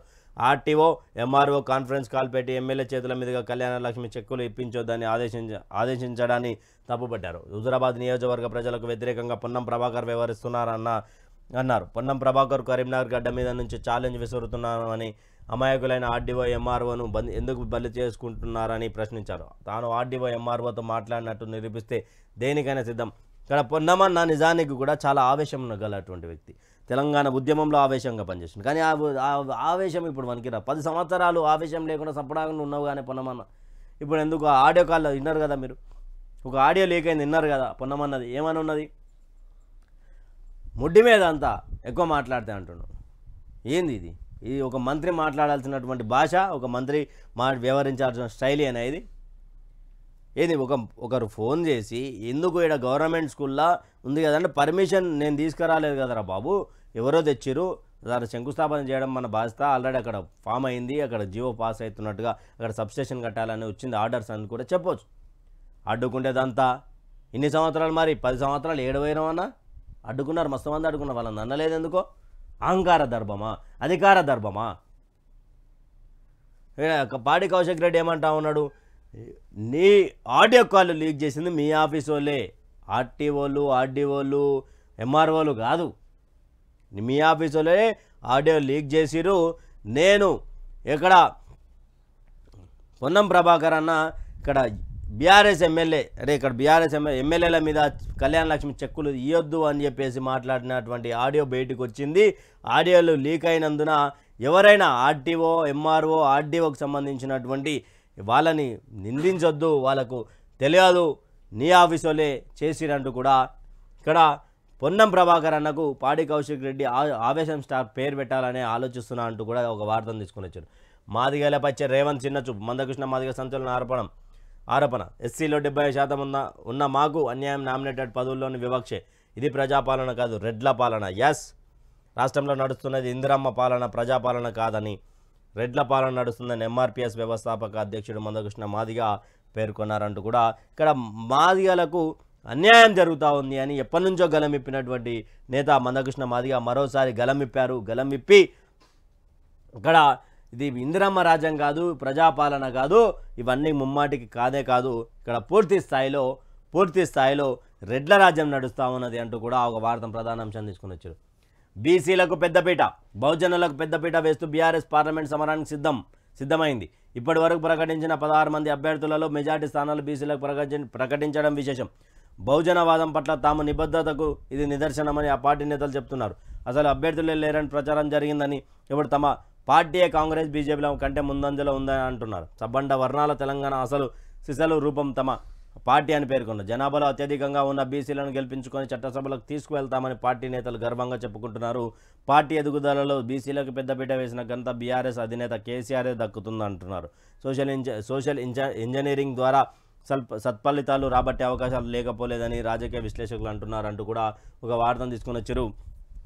లోక్సభ స్థానాల్లో బీసీలకు ఎక్కువ సీట్లు ఇచ్చిన బీఆర్ఎస్ హైదరాబాద్ మినహా అన్ని స్థానాలకు అభ్యర్థులు ప్రకటించింది. అభ్యర్థుల ఎంపికలో కేసీఆర్ వ్యూహాత్మక అడుగులు అంటూ కూడా ఇక్కడ గాలి అనిల్ కుమార్ గారు, వెంకటరామిరెడ్డి గారు, క్యామ మల్లేష్, ఆర్ఎస్ ప్రవీణ్ కుమార్, పద్మారావు గౌడ్, ఒకసారి చూద్దాం వీళ్ళ లిస్ట్ గురించి ఒకసారి మాట్లాడుకునే ప్రయత్నం చేద్దాం. బీసీలకు అధిక ప్రాధాన్యం ఇస్తూ పార్లమెంట్ ఎన్నికలకు బీఆర్ఎస్ లిస్ట్ రెడీ చేస్తుంది. 17 ఎంపీ స్థానాల్లో 16 ఎంపీ స్థానాలు ప్రకటించి సమరానికి సై అంటుంది. ఇప్పటి వరకు ప్రకటించిన ఎంపీ అభ్యర్థుల జాబితాలో 5 బీసీలు ఉన్నారు. మెజార్టీ స్థానాలు వారికి కేటాయించారు. ఇక రిజర్వ్డ్ అంటూ కూడా ఒక వార్త. ఇక మొత్తానికి కూడా 17 స్థానాలకు సంబంధించినటువంటి లోక్సభ పార్లమెంట్ ఎన్నికలకు సంబంధించినటువంటి ఎంపీ అభ్యర్థులను అయితే బీఆర్ఎస్ అయితే ప్రకటించింది. ప్రకటించిన తరంలో దాదాపు 5 మందికి బీసీలకు పెద్ద పీట వేస్తూ ఉన్నామంటూ కూడా ఒక వార్తను తీసుకొని వచ్చారు. అదేవిధంగా బీసీలకు పెద్దపీట స్థానాలలో ఎస్సీలకు 3, ఎస్టీలకు 2 కేటాయించింది. ఓసీలలో రెడ్లకు 4 స్థానాలు, వెలమకు 1, కమ్మ వర్గానికి 1 స్థానం కేటాయించింది. సామాజిక న్యాయం దిశగా దాదాపు 10 స్థానాల్లో బహుజనులను నిలబెడుతున్నారు. బీఆర్ఎస్ అధినేత కేసీఆర్ మిగిలిన పార్టీలతో పోల్చుకుంటూ పార్లమెంట్ ఎన్నికల యుద్ధంలో అందరికంటే ముందు వరుసలో ఉంది. గులాబ్ పార్టీ అభ్యర్థుల ప్రకటన నుంచి మొదలుకొని సోషల్ ఇంజనీరింగ్ వరకు అన్నిటిని సమన్వయం చేసుకుని లిస్టు ప్రకటించింది. పార్టీ నుంచి పోయే వాళ్ళు పోతున్న కొత్త నేతలకు అవకాశం ఇస్తూ పార్టీని బలోపేతం చేసేందుకు ఈ వ్యూహాన్ని గులాబీ బాస్ ఎంచుకున్నట్టుగా తెలుస్తుంది. లోక్సభ ఎన్నికల నేపథ్యంలో శనివారం 3 అభ్యర్థులను ఖరారు చేశారు. సికింద్రాబాద్ పార్లమెంట్ అభ్యర్థిగా మాజీ మంత్రి, ప్రస్తుతం సికింద్రాబాద్ ఎమ్మెల్యే పద్మారావును ఖరారు చేయగా, భువనగిరి స్థానంలో క్యామ మల్లేష్, నల్గొండ బరిలో కంచర్ల కృష్ణారెడ్డికి అవకాశం కల్పించారు. శుక్రవారం నాగర్కర్నూలు నుంచి ఆర్ఎస్ ప్రవీణ్ కుమార్, మెదక్ నుంచి వెంకటరామిరెడ్డి పేర్లను అధిష్టానం ఖరారు చేసింది. ఇక అంతకుముందు మహబూబ్నగర్ నుంచి మన్నే శ్రీనివాసరెడ్డి, కరీంనగర్ నుంచి వినోద్ కుమార్, పెద్దపల్లి నుంచి కొప్పులేశ్వర్, జైరాబాద్ నుంచి గాలి అనిల్ కుమార్, ఖమ్మం నుంచి నామా నాగేశ్వరరావు, చేవెళ్ల నుంచి కాసాని జ్ఞానేశ్వర ముద్రాజ్, మహబూబాబాద్ నుంచి మాలోద్ కవిత, మల్కాజ్గిరి నుంచి రాగిడి లక్ష్మారెడ్డి, ఆదిలాబాద్ నుంచి ఆతనం సక్కు, నిజామాబాద్ నుంచి బాజిరెడ్డి గోవర్ధన్, వరంగల్ నుంచి కాడియం కావ్య పోటీ చేయనారు. ఒక హైదరాబాద్ మాత్రం పెండింగ్లో ఉంది అంటూ కూడా ఒక వార్తను తీసుకొచ్చారు. బీసీలకు పెద్దపీట వేసిందని చెప్పుకోవచ్చు. పెద్దపీట వేసి 5గురికి ఇక్కడ బీసీలను అన్యాయం చేయకుండా బీసీ బంధు ప్రతి ఒక్క దాంట్లో కూడా బీఆర్ఎస్ బీసీలకు పెద్దపీట వేస్తూనే వస్తుంది. కొంచెం ఇక్కడ బీఆర్ఎస్కి సంబంధించినటువంటి నేతలు వెళ్ళిపోతూ ఉంటే కూడా కొత్త నేతలకు అవకాశాలు ఇస్తూ కొత్త నేతలను గెలిపించే వ్యూహాత్మకంగా ఆలోచన కేసీఆర్ చేస్తున్నారంటూ కూడా ప్రధాన వార్త ఇది. ఇప్పటి వరకు 16 స్థానాలకు బీఆర్ఎస్ ప్రకటించిన దాంట్లో అంటూ కూడా ఇక్కడ పేర్లు ఇచ్చారు. సికింద్రాబాద్ నుంచి పద్మారావు గౌడ్ చాలా తెలంగాణ ఉద్యమకారుడు. తెలంగాణ 2021 మొదలుకొని ఆయన పీజీఆర్కి శిష్యుడిగా ఉన్నటువంటి పద్మారావు గౌడ్ ఇక్కడ మొత్తానికి కాంగ్రెస్లో కార్పొరేటర్ గెలిచిన తర్వాత టీఆర్ఎస్ తోటి ప్రయాణం చేసిండు. ఎన్నోసార్లు గెలిచినటువంటి చరిత్ర. అయితే ఇక్కడ పద్మారావు గౌడ్ని నిలబెట్టడానికి కారణం ఏంటంటే బీసీ ఓట్ బ్యాంక్. అక్కడ కాంగ్రెస్ పార్టీ కూడా బీసీ ఓట్ బ్యాంక్ను చీల్చడానికి బీసీ ఓట్ బ్యాంక్ కలిసి వచ్చే అవకాశం ఉంటుందని చెప్పి దానం నాగేంద్ర, ఆయన కూడా సిట్టింగ్ ఎమ్మెల్యే, ఈయన సిట్టింగ్ ఎమ్మెల్యే, ఇద్దరు బీఆర్ఎస్ బీఫామ్ మీద గెలిచిన ఆయన కాంగ్రెస్లోకి పోయినటువంటి పరిస్థితి. అక్కడనేమో ఆయన ఎంపీగా ఆయన పోటీ చేస్తూ ఉంటే ఇక్కడ ఈయన పోటీ చేస్తూ ఉంటే కేంద్ర మంత్రి కిషన్ రెడ్డి కూడా త్రిముఖ పోటీ అనేది బలంగా ఉండబోతా ఉంది సికింద్రాబాద్ పార్లమెంట్లో. మిగతా దాంట్లో కంటే సికింద్రాబాద్ హాట్ టాపిక్గా ఉన్నది. దీంట్లో పద్మారావు గౌడ్కి పై చేయి సాధించే అవకాశాలు కూడా ఎందుకున్నాయి. లోకల్ చాలా నీట్, క్లియర్, న్యూట్రల్ లీడర్, చాలా మంచి లీడర్ అన్నమాట పజ్జన్న అంటే చాలా మంచి లీడర్. అక్కడ కూర్చొని లుంగి కట్టుకొని మంచి షర్ట్ వేసుకొని ఒక రాజకీయ హుందాతనం ఉండదు. అది ఆయన మంత్రిగా ఉన్నప్పుడు ఎలా ఉన్నాడో, ఉత్సాహం ఉన్నప్పుడు ఎట్లుంటాడో అట్లే ఉంటాడు. ఆయన ఓడిపోయినా ఎట్లుంటాడో, గెలిచినా అట్లే ఉంటాడు. అటువంటి వ్యక్తిని ఆలోచించి తీసుకొచ్చారు. ఇక్కడ కంచర్ల కృష్ణారెడ్డిని తీసుకొచ్చారు. కామ మల్లేష్ యాదవ్, ఈయన కూడా తెలంగాణ ఉద్యమకారుడు. గతంలో కాంగ్రెస్ పార్టీ నుండి Congress party Rangareddy district DCC ప్రెసిడెంట్గా ఉండే, తర్వాత టీఆర్ఎస్లోకి వచ్చారు. భువనగిరి నుంచి ఆయనకి ఇచ్చారు. వరంగల్ నుంచి కడియం శ్రీహరి గారి కూతురు కడియం కావ్య గారికి ఇచ్చారు. మరొకటి ఇక్కడ నిజామాబాద్ నుంచి బాజిరెడ్డి గోవర్ధన్ రెడ్డి గారికి ఇచ్చారు. బాజిరెడ్డి గోవర్ధన్కి ఇచ్చారు బీజీకి. ఇక్కడ ఆదిలాబాద్ నుంచి ఆత్రం సక్కుకి ఇచ్చారు. మల్కాజ్గిరి నుంచి రాగిడి లక్ష్మారెడ్డికి ఇచ్చారు. ఇక్కడ కాసాని జ్ఞానేశ్వరం ఉంటారు, టీడీపీ చీఫ్గా ఉండే ఇప్పుడు 2023 ఎన్నికల కంటే ముందు. తర్వాత ఆయన అక్కడ ఎలక్షన్లో పోటీ చేయొద్దని టీడీపీ బాస్ చంద్రబాబు తీసుకున్నటువంటి నిర్ణయాన్ని అపోజ్ చేస్తూ ఇక్కడ వచ్చింది. నామా నాగేశ్వరరావు కమ్మ, ఈయన కూడా కొంచెం బీజేపీలోకి వెళ్తున్నటువంటి వార్తలు చాలా వైరల్ అయినాయి, కానీ ఇక్కడ టికెట్ తీసుకున్నాడు. జైరాబాద్ గాలి అనిల్ కుమార్, ఈయన కూడా బీసీ నేత, చాలా పట్టు ఉన్నటువంటి నేత. ఆయన కొప్పుల ఈశ్వర్ ఎస్సీ, మన ఓడిపోయినటువంటి వ్యక్తి గతంలో. వినోద్ కుమార్ రావు వెలమ, మహబూబ్నగర్ మన్య శ్రీనివాసరెడ్డి సిట్టింగ్ ఎంపీ, మెదక్ నుంచి మాజీ కలెక్టర్ వెంకటరామిరెడ్డి గారు, నాగర్ కర్నూలు మాజీ ఐపీఎస్ ఆర్ఎస్ ప్రవీణ్ కుమార్ అంటూ కూడా ఇక్కడ ఒక వార్తను తీసుకొని వచ్చారు. అయితే పూర్తిగా బీసీలకు పెద్దపీట వేస్తలేరు అని చెప్పినటువంటి వాళ్లకు చెంపపెట్టుగా టీఆర్ఎస్ పార్టీ సమాధానం చెప్పిందని అనుకోవచ్చు. పాలకుర్తిలో అత్తపెత్తనం, గాంధీ భవన్కు చేరిన వివాదం, ఝాన్సీరెడ్డి బెదిరిస్తున్నారు ఆగ్రహం, పాతోలను పట్టించుకోవడం లేదని ఆవేదన, ఇసుక అక్రమ రవాణా కేసులో హస్తముందని ఆరోపణ. సాధారణంగా భార్యను ముందు పెట్టి భర్త తెర వెనుక రాజకీయాలు చేయడం చూస్తుంటాం. పాలకుర్తి నియోజకవర్గంలో మరో రాజకీయం నడుస్తుంది. కోడలు ఎమ్మెల్యే అయితే అత్తే అంత అన్నట్టుగా చక్రం తిప్పుతున్నారు. ఆమె కనుసన్నల్లోనే అధికార కార్యక్రమాలు కూడా జరుగుతున్నాయన్న విమర్శలు మూటగట్టుకుంటున్నారు. అసలు ఎమ్మెల్యే ఎవరు అన్న ప్రశ్న అందరినీ తెలియజేస్తుంది. ఎమ్మెల్యే యశస్విని రెడ్డి, ఆమె అత్త ఝాన్సీరెడ్డికి సంబంధించిన వివాదం గురించి ఇదంతా. ఎమ్మెల్యే యశస్విని రెడ్డి డమ్మీ అని అనధికార ఎమ్మెల్యేగా ఝాన్సీరెడ్డి పెత్తనం చెలాయిస్తున్న నియోజకవర్గాల్లో టాక్ నాడు వినబడుతోంది. ఇది ఇక్కడితో ఆగిపోలేదు. ఏకంగా పార్టీపై కూడా తనదే పై చేయి అంటూ కూడా ఒక వార్తను తీసుకొని వచ్చింది. పాత కార్యకర్తలు 10 సంవత్సరాల పాటు పార్టీ కోసం పనిచేసినటువంటి కార్యకర్తలారా, నేను గతంలోనే చెప్పిన, పార్టీ ప్రభుత్వంలోకి రాగానే చెప్పిన, కాంగ్రెస్ పార్టీ కొత్తోళ్ళను తెచ్చుకొని ఈ భుజం మీద నడి మీద కూర్చోబెట్టుకొని ఎనుబొక్క ఉందా ఆ బొక్క పైన కూడా కూర్చోబెట్టుకొని ఈత కొట్టిస్తుంది. పాతోళ్ళు అనేది సరే, అరే మేము ఉన్నాం కదా బై సాబ్, మేము ఉన్నాం కదా, నీకేం పనులు కావాలని చెప్పంటారు. అంటే లాస్ట్కి కొత్తగా వచ్చిన కాడికి పాత కార్యకర్త పోయి, సార్ నాకు అన్నయ్య నాకు పని ఉందని చెప్పి అడుక్కోవాలి. ఆ స్థాయికి తీసుకొస్తున్నారు. అక్కడ ఎమ్మెల్యేనేమో యశస్విని రెడ్డి, ఇక్కడనేమో అత్తపెత్తానం. ఝాన్సీ రెడ్డి ఆమె టికెట్ తెచ్చుకోవాల్సినటువంటి సమయంలో ఆమె ఎన్ఆర్ఐగా ఉండడం ఆమెకు అవకాశం లేదు అనే విధంగా తన కోడలికి ఇచ్చి గెలిపించుకున్నాక పాత కాంగ్రెస్ వాళ్ళ మీద కక్ష కట్టి అక్కడ ఇసుక రవాణాలో కూడా ఆమె హస్తం ఉందంటూ కూడా ప్రధానాంశం. ఎలక్షన్ తర్వాత కూలిపోద్ది, రేవంత్ను కూడా అరెస్ట్ చేస్తారు. ఎమ్మెల్యే కూనంనేని సంచలన ఆరోపణలు. సిపిఐ రాష్ట్ర కార్యదర్శి, ఇదేంది వీళ్ళు పొత్తే కదా సిపిఐ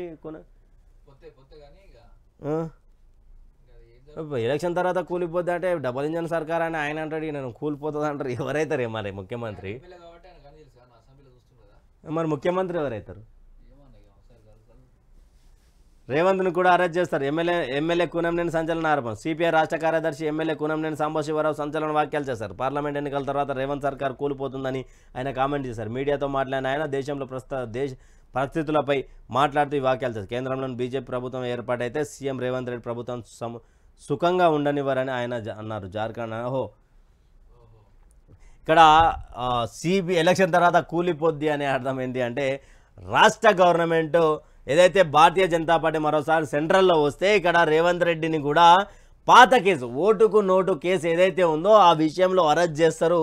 అరెస్ట్ చేసిన తర్వాత ప్రభుత్వం అనేది కూలిపోతుంది, భయభ్రాంతులకు భారతీయ జనతా పార్టీ గురి చేస్తుంది అంటూ కూడా కూనంనేని సాంబశివరావు మాట్లాడుతూ వస్తారు. నిజానికి అంటే ఆయన చెప్పడం ఒక విధంగా చెప్పిండు, కానీ ఇక్కడ ఆయన మనసులో మన నిజంగా కూలిపోతుందనే ఉద్దేశం ఏమైనా ఉన్నదేమో.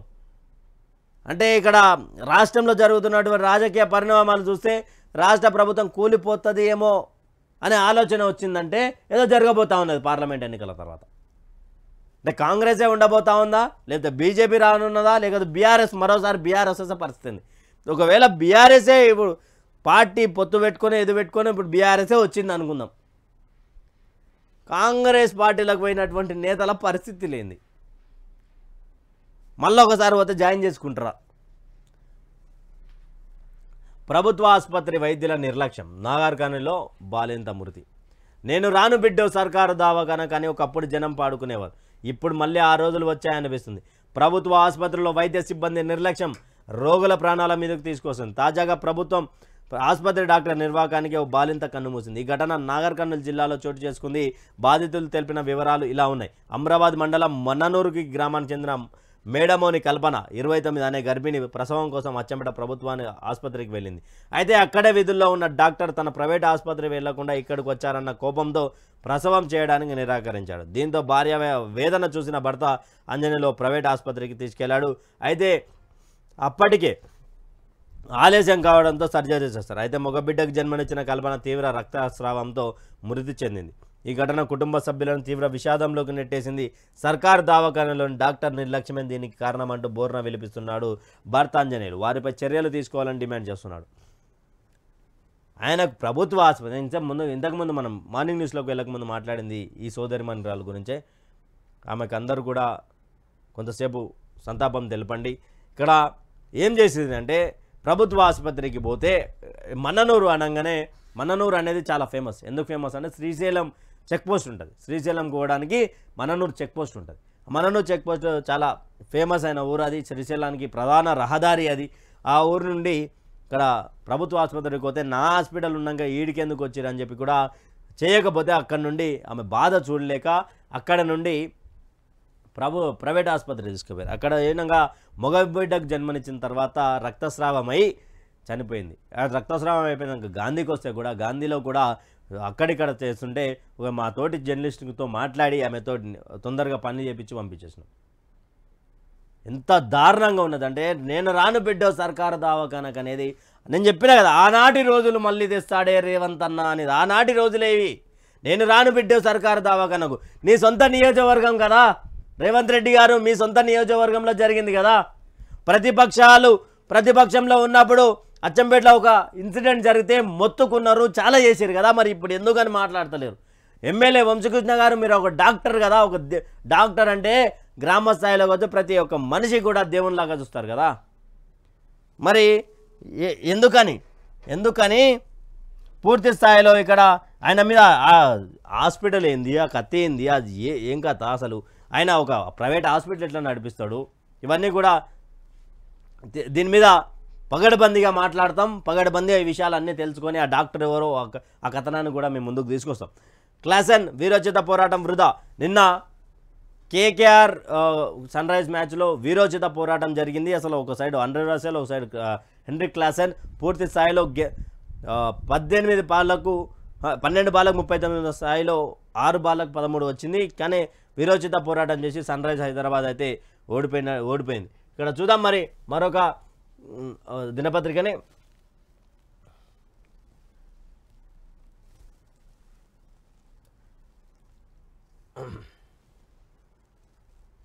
మొన్న కలకల నేడు వెలవెల 2019-2023 వరకు వాటర్ హబ్ కాళేశ్వరం జలాలతో నిండుగా ప్రాజెక్టు. కాంగ్రెస్ పాలన పరిస్థితి రివర్స్. నీటి నిర్వహణ ఒక కళ. పారవకం తెలిసిన వాడే రైతు, ప్రవాహం తెలిసిన వాడే పాలకుడు. నేటి కరువుకు నిన్నటి ప్రభుత్వమే కారణమంటూ తప్పించుకో చూస్తున్న రేవంత్ రెడ్డి సర్కార్ అసలు వాస్తవాలను మసిబూసి మారడికాయ చేస్తున్నది. నాడు కేసీఆర్ ప్రభుత్వం తీసుకున్న ముందు జాగ్రత్తల వల్ల కాళేశ్వరం నుంచి ముందే సమృద్ధిగా ఎత్తిపోయడం వల్ల నిరుడు మార్చిలో మిడ్ మానేర్లో ఇలా నీళ్లతో కలకలలాడింది. నిండు కుండలా తొణికిసలాడింది. ఇది ఎప్పుడు 2019 నుండి 2000. ఎవరు రా నాయనా అనేది కేసీఆర్ని పల్లెతు మాట అనేది ఎవరు? మీరే కదా. పల్లెతు మాట అనేది మీరే కదా.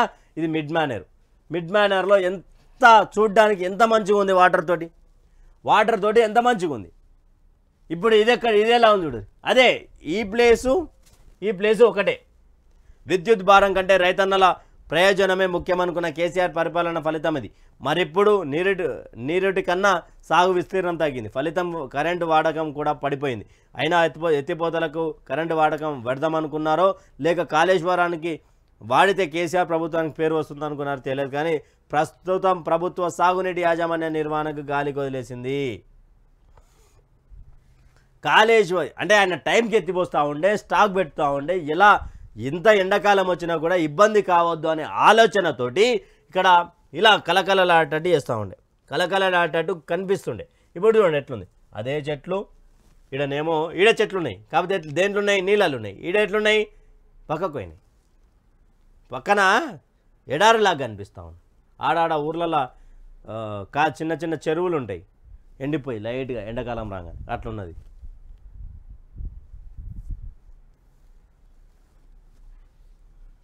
ఒరిజినల్ కాంగ్రెస్ వాళ్ళకు అపాయింట్మెంట్ ఇస్తలేడు.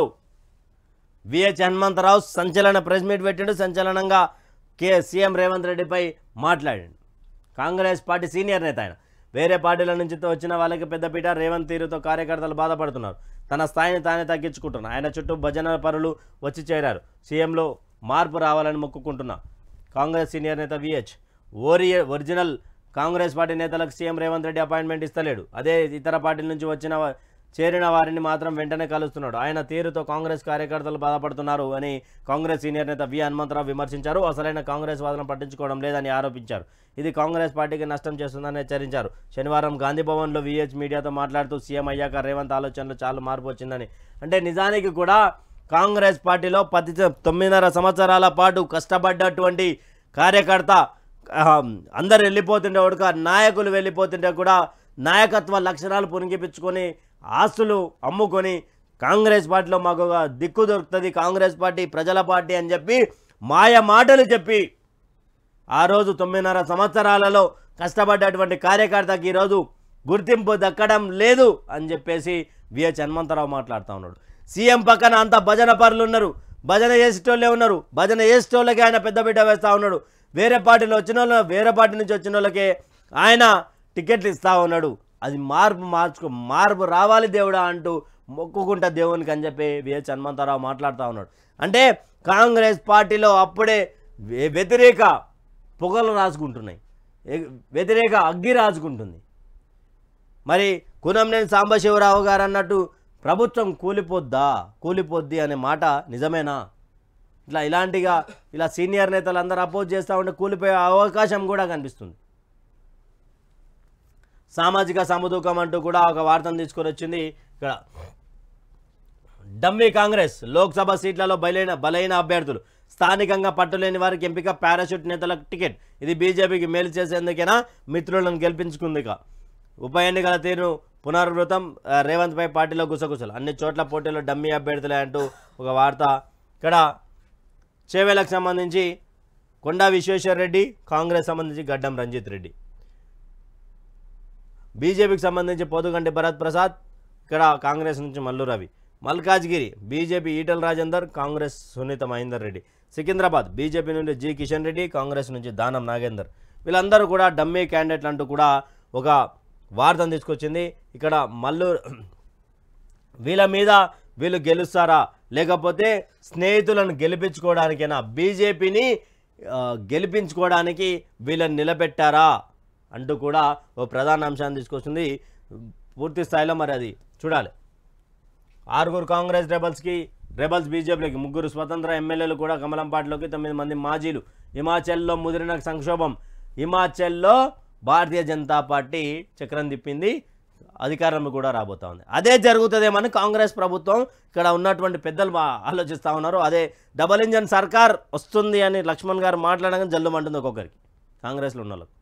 అందుకే ఓడిపోయిన వాళ్ళందరూ బీజేపీలో కూతురు, గెలిచిన వాళ్ళందరూ కాంగ్రెస్లో కూతురు. బీజేపీతో టచ్లోకి DK Shivakumar. Big blast, big breaking. Karnataka రాజకీయాల్లో చక్రం తిప్పి ఆయనకు మోసం జరిగింది. ఎస్, అది వాస్తవం. కానీ ఆయన ముఖ్యమంత్రి కావాల్సినటువంటి అభ్యర్థి. అక్కడ సీనియారిటీ ప్రకారం ఒక ఆయన ఉంటాడు, తాత, డాన్సింగ్ తాత ఉంటాడు. ఆ తాతకు సీఎం ఇచ్చారు. 40 మంది ఎమ్మెల్యేలతో రెడీగా ఉన్నారు. బీజేపీ ఎమ్మెల్యే మునిరత్నం, ఒక్కో కాంగ్రెస్ ఎమ్మెల్యేకు 50 కోట్ల ఆఫర్. సిద్ధరామయ్య అంటే ఇక్కడ జరిగింది. ఇక్కడ సిద్ధరామయ్య నోరిప్పి మాట్లాడిండు అంటే, సీఎం సిద్ధరామయ్య ఓపెన్గా మాట్లాడిండు అంటే జరిగినట్టే వార్త. ఒక్కొక్క ఎమ్మెల్యేకి 50 కోట్ల ఆఫర్ ఇచ్చారు అంటే జరిగింది. అంటే డీకే శివకుమార్ మంతనాలు చేసిండు. ఇప్పుడు ఇక్కడ వార్త కంటే సిద్ధరామయ్య రియాక్ట్ అయింది, దానికి డీకే శివకుమార్కి అపోజ్గా మాట్లాడినట్టుగా అర్థం చేసుకోవచ్చు. డీకే శివకుమార్ 40 మంది ఎమ్మెల్యేలతో రెడీగా ఉన్నారు అంటే మరోసారి భారతీయ జనతా పార్టీ కాంగ్రెస్ని దొక్కేసి భారతీయ జనతా పార్టీ రాబోతుందని అర్థం. అంటే ఇప్పుడు ఒకవేళ భారతీయ జనతా పార్టీ కర్ణాటకలో వస్తే ఎట్లుంటుంది తెలుసా పరిస్థితి? హనుమాన్ చాలీసా తన సొంత షాపులో పెట్టుకుంటే దాడి చేసిన వాళ్ళ పరిస్థితి ఏంది? ఒక్కరిని కొడితేనే 1,50,000 మంది హనుమాన్ చాలీసాలు వాడుకుంటా ప్రతి ఒక్కరు డీజే బాక్సులు పెట్టుకొని హనుమాన్ చాలీసా కర్ణాటక బెంగళూరు మొత్తం వినిపించారు. పాకిస్తాన్ జిందాబాద్ అనేటువంటి పరిస్థితి ఏం తెలుసా? వాడు మళ్ళీ కనిపించాడు ఆ రాష్ట్రంలో. హైదరాబాద్ బతుకానికి వచ్చి ఈడ దౌర్జన్యాలు చేస్తుంటారు. ఇలా ఉంటుంది పరిస్థితి. అంటే నిజానికి బిగ్ బ్రేకింగ్ ఇది. డీకే శివకుమార్ అడుగుజాడల్లో నడుస్తున్నటువంటి చాలామంది ఉన్నారు. రేవంత్ రెడ్డి కావచ్చు, అక్కడ వీళ్ళంతా రేవంత్ రెడ్డి కానీ వీళ్ళంతా పెద్ద పెద్ద నేతలు. ఈరోజు కాంగ్రెస్ పార్టీ గవర్నమెంట్ ఈరోజు ఎమ్మెల్యేలు అమ్ముడు పోకుండా గవర్నమెంట్ నిలబడడానికి కారణం కేవలం డీకే శివకుమార్. అలాంటి డీకే శివకుమారే బీజేపీతో మంతనాలు చేసి వెళ్ళిపోతే ఉన్న 2-3 రాష్ట్రాల్లో కూడా కాంగ్రెస్ పార్టీ పని అయిపోతుంది. డీకే శివకుమార్ తలుచుకుంటే 2-3 రాష్ట్ర రాజకీయాలను మార్చగల వ్యక్తి. తెలంగాణ రాష్ట్ర రాజకీయాల్లో కాంగ్రెస్ పార్టీ ప్రభుత్వం ఏర్పాటు చేయడానికి ముఖ్య కారణం డీకే శివకుమార్. డీకే శివకుమార్ వైఎస్ షర్మిలతో పార్టీ విలీనం చెప్పించిండు, కాంగ్రెస్లో కల్పించిండు. ఒకవైపు ఈడ రేవంత్ రెడ్డి ముఖ్యమంత్రి చేయడానికి కీలక పాత్ర పోషించి ఆయన అధికారంలోకి తీసుకొచ్చాడు. అంటే అధికారంలో కాంగ్రెస్ పార్టీ కార్యకర్తలను పెద్ద దిక్కున పెద్దన్నలాగా డీకే. మరి ఒకవేళ DK Shivakumar BJP side fold అయితే, డీకే శివకుమార్ బీజేపీలోకి సీఎం అయితే తెలంగాణ రాష్ట్ర రాజకీయాలు ఎలా ఉండబోతా ఉన్నాయి? తెలంగాణ రాష్ట్ర రాజకీయాల్లో మార్పు రాబోతా ఉంది అనేది స్పష్టంగా కనిపిస్తుంది. ఈయన మాత్రం బీజేపీలోకి పోతే తెలంగాణ రాష్ట్రంలో కూడా డబుల్ ఇంజన్ సర్కార్ రావడానికి పూర్తిగా ఆస్కారం ఉన్నది. అది బీఆర్ఎస్తో బీజేపీ పొత్తు పెట్టుకొని అవుతుందా, లేకపోతే ఓన్లీ బీజేపీ అంతమంది కావాలి అంటే చాలా ఇబ్బంది అవుతుంది కాబట్టి అంతమందికి ఏమైనా అవకాశాలు వస్తాయా? ఇవి కూడా వేచి చూడాలి. ఎలాగైనా డీకే శివకుమార్ బీజేపీలోకి పోతే మాత్రం కాంగ్రెస్ పార్టీ గవర్నమెంట్కి ఈడ ఎదురు దెబ్బ తాకుతుంది అనేది కూడా నిజం. తప్పుడు కేసుపై పోరాడుతూ అభియోగాలన్నీ నిరాధారమే, ఈసీ జోక్యం చేసుకోవాలి, కోర్టు వద్ద మీడియాతో కవిత. మరో 3 రోజులు కస్టడీకి పొడిగింపు, 26న మళ్ళీ కోర్టు ముందుకు హాజరు. బరాబర్ కొట్లాడతాం. ఆ రోజు ఏ ప్రశ్నలు అడిగారో ఈరోజు అదే ప్రశ్నలు అడుగుతా ఉన్నారు. కొత్తగా దీంట్లో ఏమీ లేదు, మేము ఇది అక్రమ అరెస్టు, అక్రమ కేసులు ఇవి, మేము కోర్టులో కొట్లాడతామంటూ కూడా ఎమ్మెల్సీ కవిత గారు మాట్లాడినటువంటి విషయాలు అక్కడ వార్తను తీసుకొని వచ్చింది. రైతన్నలకు లీగల్ నోటీసులు, బ్యాంకుల తరపున పంపుతున్న లాయర్లు, 100 రోజులైనా అమలవని 2 లక్షల రుణమాఫీ, పంట రుణాలపై ఇక్కడ పూర్తి స్థాయిలో ఎన్నికల ముందు ప్రస్తుతం సీఎం రేవంత్ రెడ్డి చెప్పిన మాటలు. ఇక్కడ పూర్తి స్థాయిలో ఈ యొక్క ఏదైతే రుణమాఫీ ఉందో ఆ రుణమాఫీకి సంబంధించి చెయ్యాలి అంటూ కూడా వీళ్ళు మాట్లాడుతూ ఉన్నారు. ఇక్కడ మనం ఇంతసేపు ఆడియో కాల్ వినిపించడం ఇది. నా కొడకల్లారా మొడ్డి బొక్కవి పగలగొడతా నకరాలు చేస్తున్నారా? మంత్రి పొన్నం మరో వాయిస్ లీక్, సోషల్ మీడియాతో ఆడియో వైరల్. సబ్స్టేషన్ గురించి మాట్లాడేందుకు ప్రయత్నించిన తిరుపతిపై మండిపాట అంటూ కూడా తిరుపతి గౌని ముడ్డి బొక్కలు ఎరుగొడతా, మీరు నాటకాలు చేస్తురా? ఎవడు పర్మిషన్ తీసుకొచ్చిండు? ఏం కాదా సబ్స్టేషన్ నేను తీసుకొచ్చినా? మీ ఊరోళ్ళు 2-3 ఫోన్ చేసి అడుగుతాను, నాటకాలు చేస్తురా? ఎత్తుకొస్తా. ఈ అన్ని మాటలు పొన్న ఒక మంత్రి అయిన తర్వాత ఈ యొక్క మాటలు మాట్లాడుతూ ఉన్నాను.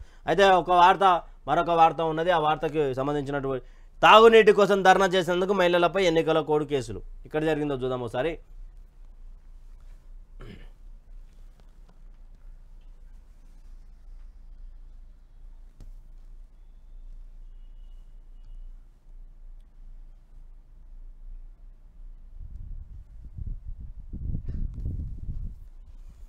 తాగునీటి కోసం ధర్నా చేస్తే అక్రమ కేసులు అంట. చెన్నూరు, మంచిర్యాల జిల్లా చెన్నూరు పట్టణంలోని పద్మనగర్లో గల గుడిసె కాలనీకి చెందిన పలువురు మహిళలపై ఎన్నికల కోడ్ ఉల్లంఘన కేసు నమోదైనట్టు చెన్నూరు సీఐ రవీందర్ తెలిపారు. శుక్రవారం స్థానిక ఎమ్మెల్యే క్యాంపు కార్యాలయం ఎదుట మహిళలు నీటి కోసం ఖాళీ బిందెలతో ధర్నా చేశారు. ఎఫ్ఎస్టీ టీం ఫిర్యాదు మేరకు మధ్యల బదాని, శిరీష, ప్రసన్న, పద్మ, సుజాత, రుక్మిణి, మౌలిక, ప్రియాంక, రేవతితో పాటు మరికొందరిపై కేసు నమోదు చేసి తహసీల్దార్ ఎదుట బైండ్ ఓవర్ చేసినట్టు సీఎం రవీందర్ తెలిపారు. ప్రతి ఒక్కరూ ఎన్నికల కమిషన్ ఆదేశాలను పాటించాలని, ఎవరైనా ఎన్నికల కోడ్ ఉల్లంఘన ఇస్తే చర్యలు తప్పవని సీఐ హెచ్చరించారంటూ కూడా ఇక్కడ తమ నీటి కోసం తాము అడుగుతే అంటే నీళ్లు కావాలి బాబు, నీళ్లు కావాలి, తాగనీకే నీళ్లు కావాలి, స్నానం చేయనీకే నీళ్లు కావాలని అడిగితే వాళ్ళ మీద ఎన్నికల కోడ్ ఉల్లంఘన కేసులు పెట్టిరంట. వాళ్ళకు మంచి చెప్పి అమ్మా మీరు ఇట్లా ఏదు మరి ఎందుకు కేసులు అయితే అని చెప్పి చెప్పొచ్చు కదా. కేసులు చేయడానికి కారణం ఏంది? ఎలక్షన్ కోడ్లలో ఎలక్షన్లో కేసులు ఇన్ని మీరు అప్పచెప్పాలనా? అంటే ఎమ్మెల్యే చెప్పించినటువంటి అరెస్టులు ఇవి, ఎమ్మెల్యే చెప్పించినటువంటి కేసులు ఇవి, తాగునీటి కోసం అడిగితే కూడా కేసులా? ఇది ఇలా ఉంది ప్రజలారా తెలంగాణ రాష్ట్రం. ఒక సైడ్ ఏమో రైతులకు రుణమాఫీలు ఇవ్వకుండా, ఒకవైపేమో రైతులకు రైతు భరోసా ఇవ్వకుండా, రైతు భరోసా పంట తర్వాత ఇస్తామని, ఒకవైపేమో అడిగినోని కొడతా అని చెప్పి మంత్రి గారు ఆడియో లీకులు రావడం, ఒకవైపేమో ఇది పార్టీ ముస్లింల పార్టీ అంటారు, ముస్లింలకు ఏం చేయనటువంటి పార్టీ కూడా కాంగ్రెస్ అని కూడా మాట్లాడుకోవచ్చు.